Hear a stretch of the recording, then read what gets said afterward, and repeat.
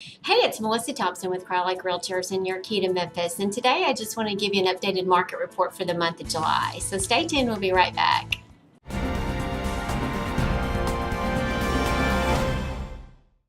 All right, so just want to talk to you about the market report for July and where we are. Home prices in Shelby County continue to soar, actually, so we're still in great condition there. In fact, I'm seeing, again, more people getting more money than they've been able to in a while on their homes, which is great.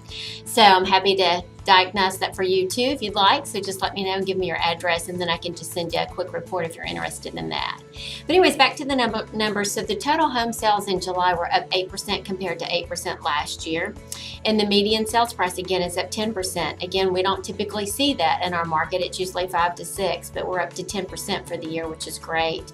Total sales were up 1% in the month of July compared to last July.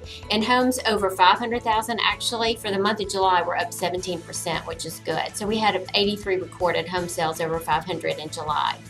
New housing starts were up in June, but the sales were down in July. But you know, it takes 6 to 8 months a lot of times for a house to get up out of the ground and be finished too. So that's, you know, where kind of that disconnect is as well. As far as the inventory, it's creeping up. I think the crazy sellers market is going to eventually, you know, weed out. Obviously, we shift anyways, but I think that's probably headed. I just have numbers for July of 18. We had 4,576 homes actives. July 17, 4,815. And then if I go back to 16, we had 5,700 homes. So I think you can tell why it's been such a crazy sellers market, you know, and people are kind of dealing with that. Great for a seller, but hard to buy, you know, sometimes too when you're competing so bad. So anyways, just wanted to let you know that. Again, it's a great time to buy and sell. Rates are 4-ish, 4 to 4.5, something like that. So they're still good, in my opinion. Of course, they've inched up quite a tad, but would love to talk to you about that further.